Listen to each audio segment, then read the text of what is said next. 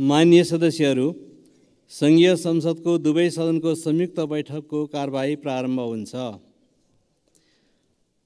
माननीय सदस्यहरू, नेपालको औपचारिक भ्रमणमा रहनुभएका संयुक्त राष्ट्रसङ्घका महासचिव महामहिम एन्टोनियो गुटेरेसलाई संयुक्त सदनको तर्फबाट म स्वागत गर्दछु। Honorable MPs,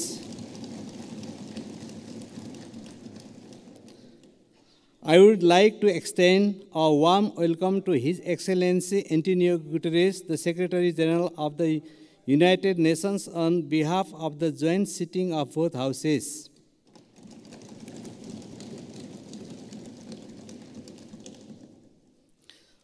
माननीय सदस्यहरू, म महासचिव महामहिम एन्टोनियो गुटेरेसलाई संघीय संसदको दुवै सदनको संयुक्त बैठकलाई सम्बोधनको लागि अनुरोध गर्दछु।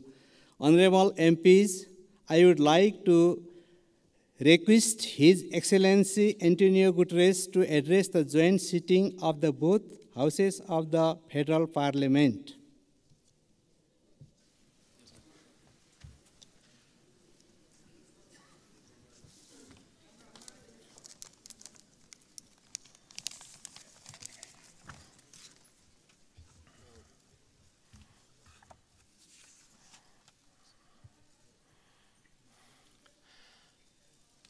Your Excellencies, the two presidents of the two houses of the Nepalese Parliament, Excellencies, distinguished ministers, parliamentarians, and friends.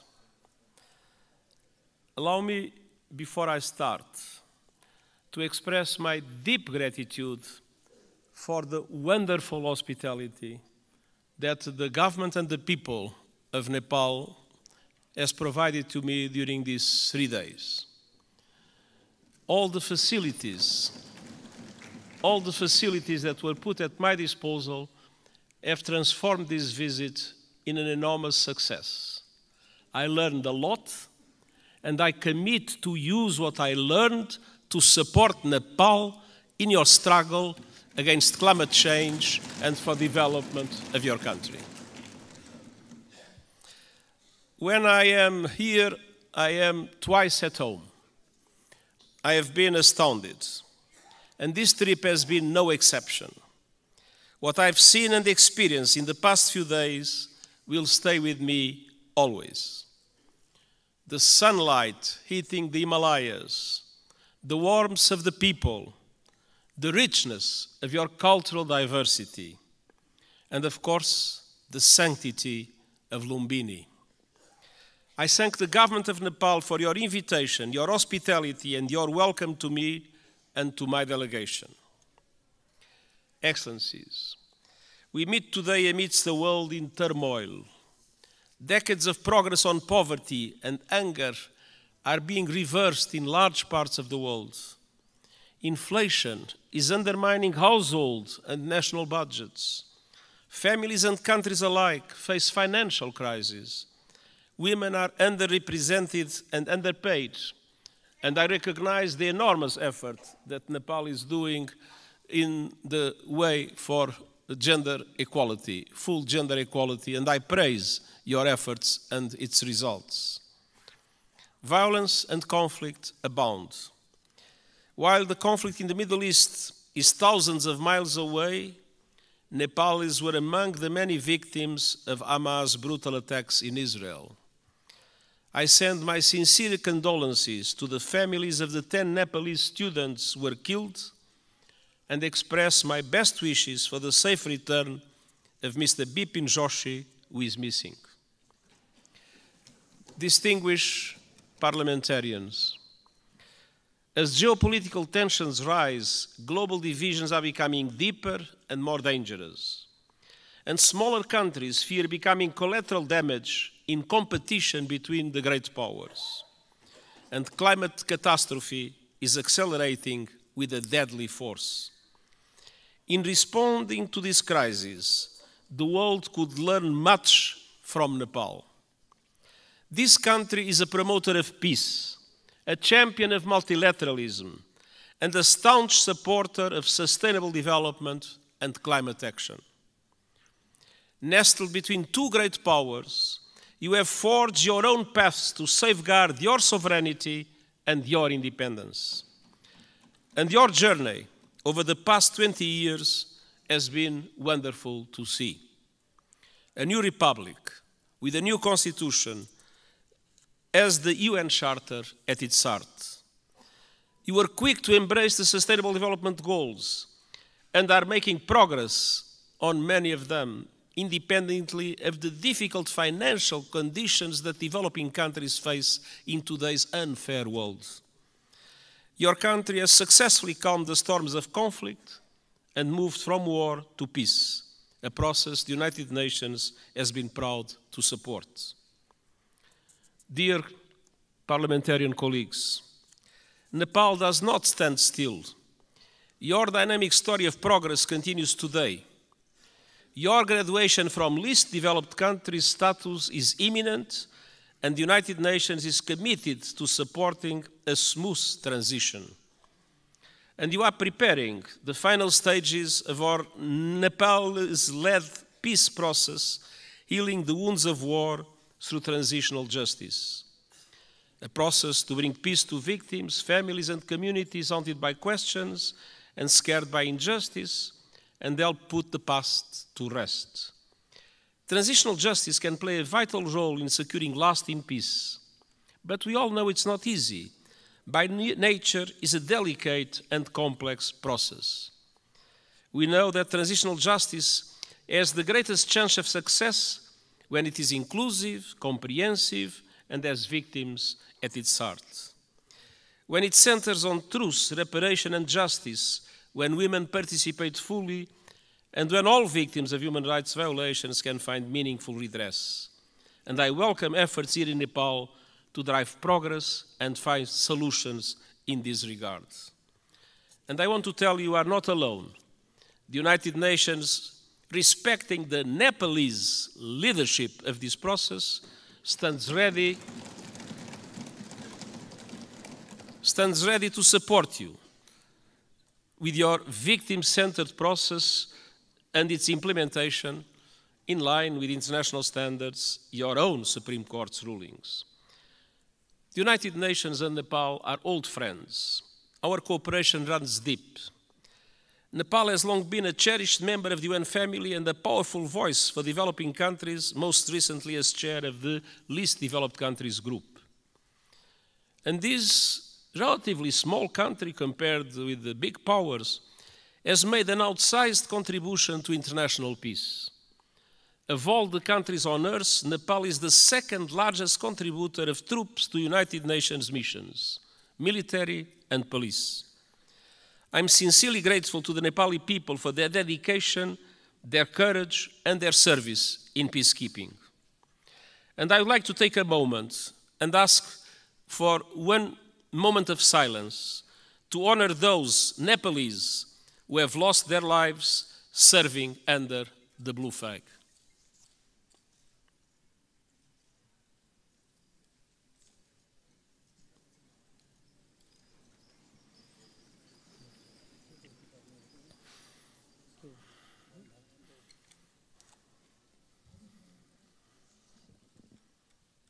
हामी मौन धारणको लागि 1 मिनेट साथ दिनेछौँ।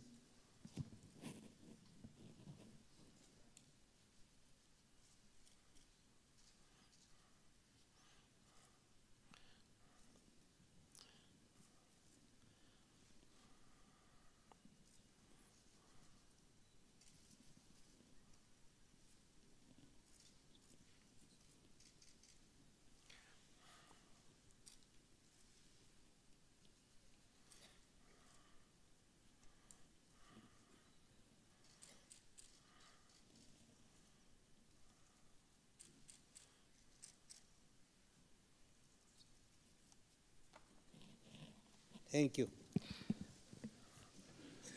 Their memory will never be forgotten, and the United Nations is proud of the exceptional contribution of Nepalese soldiers and police officers in our peacekeeping missions. Dear parliamentarian colleagues, on climate action, Nepal is a frontrunner. You are on target to reach net zero emissions by 2045. Thanks to extraordinary reforestation efforts, trees now cover almost half of the country. And you are one of the pioneers of the Early Warning Systems for All initiative, which aims to protect every person on Earth by 2027. Yet global crises are hitting Nepal hard, as they are developing countries around the world. The lingering effects of COVID-19 pandemic, inflation, and above all the climate crisis are threatening hard-won development gains and squeezing the funds available for investment. Nepal contributes a minimal fraction of a percent, 0.000%, to global emissions. But monsoons, storms, landslides are growing in force and ferocity, sweeping away crops, livestock, and entire villages, decimating economies and ruining lives. In August, landslides caused by heavy rains caused devastation and killed scores of people.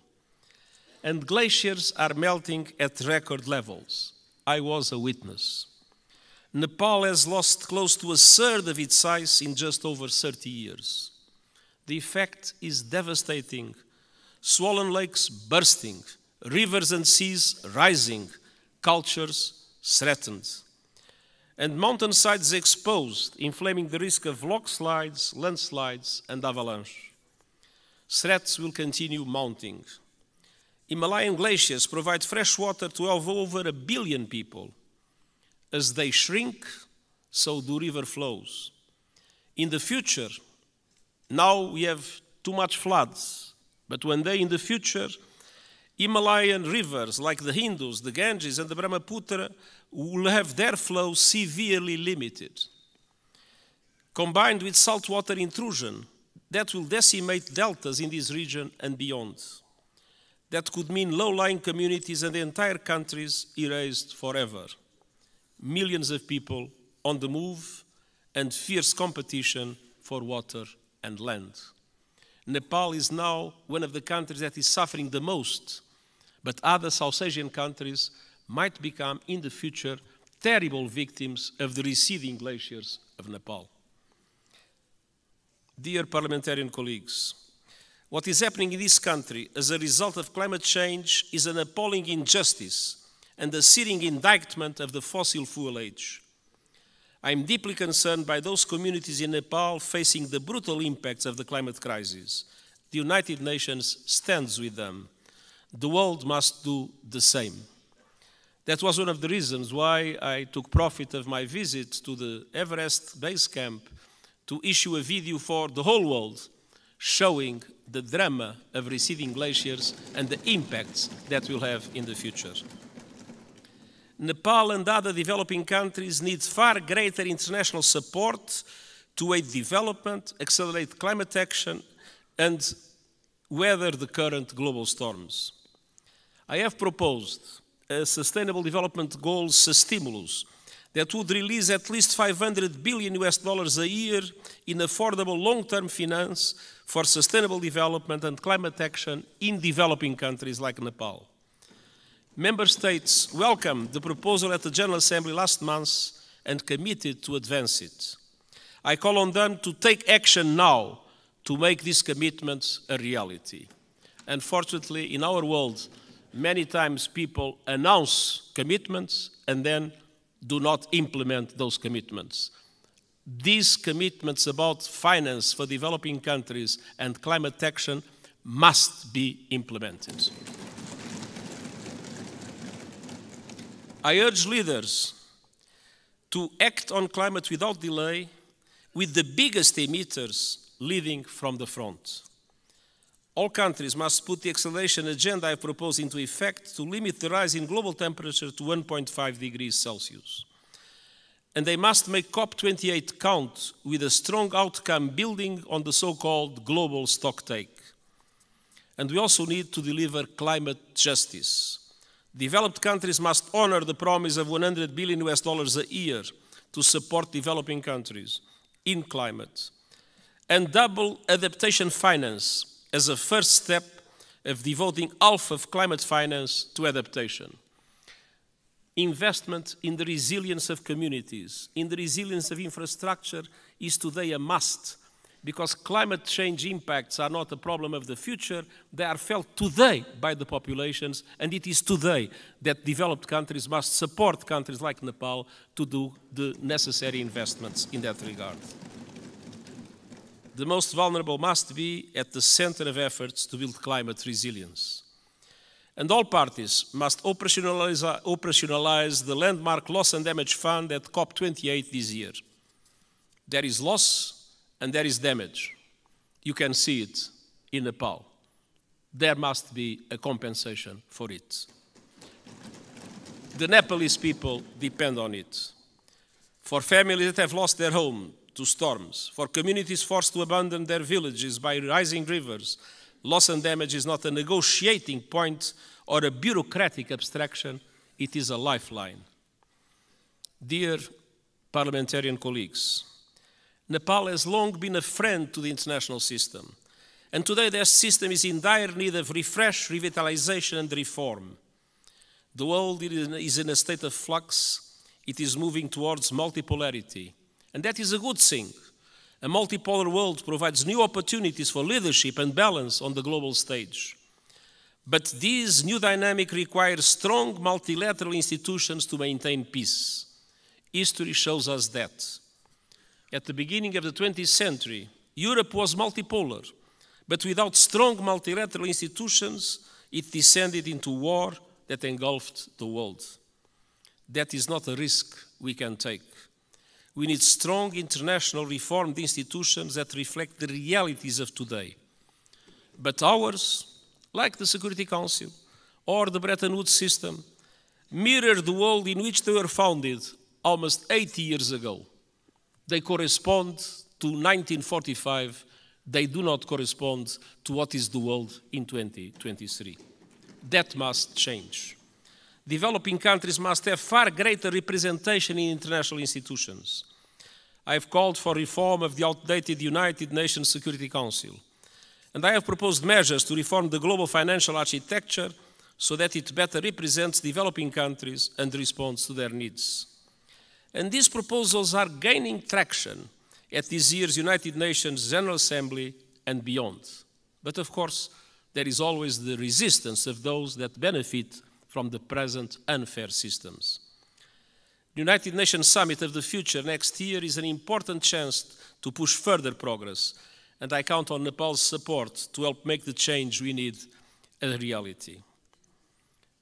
Dear parliamentarian colleagues, multilateralism must both reflect the world and respond to it. That means creating the institutions and tools we need to address new threats and to seize new opportunities. Today, technology is an example of both.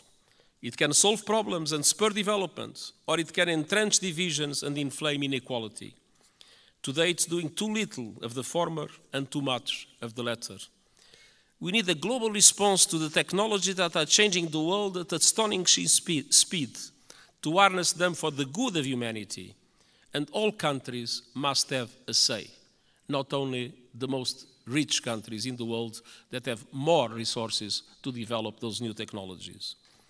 My high-level board on artificial intelligence includes experts from G77 countries, the Global South.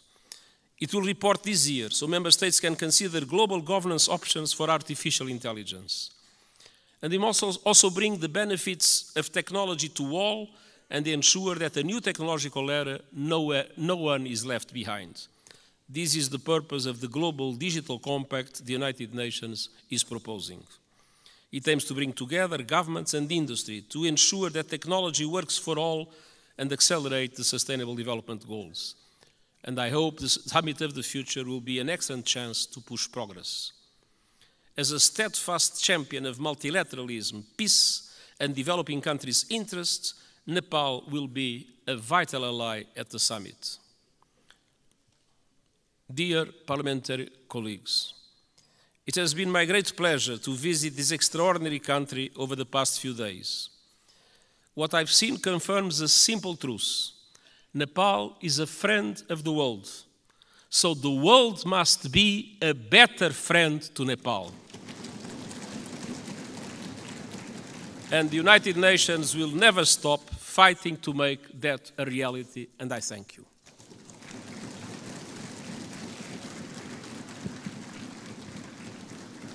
अब म महामहिम Antonio गुटेरेसलाई आसन ग्रहण गर्न आग्रह गर्दछु. Now I would like to request his excellency to be seated. माननीय सदस्यहरू, संयुक्त राष्ट्रसङ्घका महासचिव महामहिमबाट आज सङ्घीय संसदको दुवै सदनको संयुक्त बैठकलाई भएको सम्बोधनप्रति निम्नलिखित धन्यवाद प्रस्ताव प्रस्तुत गर्दछु. धन्यवाद प्रस्ताव. संयुक्त राष्ट्रसङ्घका महासचिव महामहिम एन्टोनियो गुटेरेसबाट नेपालको सङ्घीय संसदको दुवै सदनको संयुक्त बैठकलाई गर्नुभएको सम्बोधनको लागि संयुक्त सदनको यो बैठक महामहिमप्रति धन्यवाद ज्ञापन गर्दछ.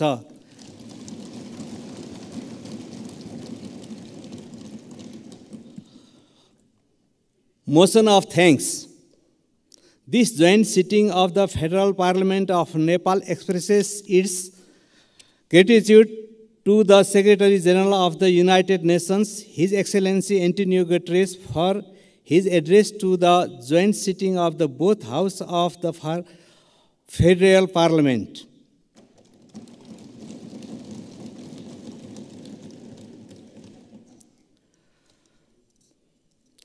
माननीय सदस्यहरू, उक्त धन्यवादको प्रस्तावलाई सहमति जनाइदिनु हुन म आग्रह गर्दछु.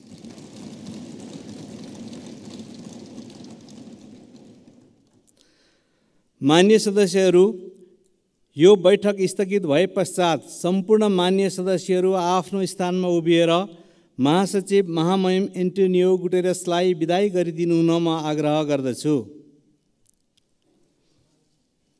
माननीय सदस्यहरू, सङ्घीय संसदको दुवै सदनको संयुक्त बैठक यहीँ स्थगित हुन्छ.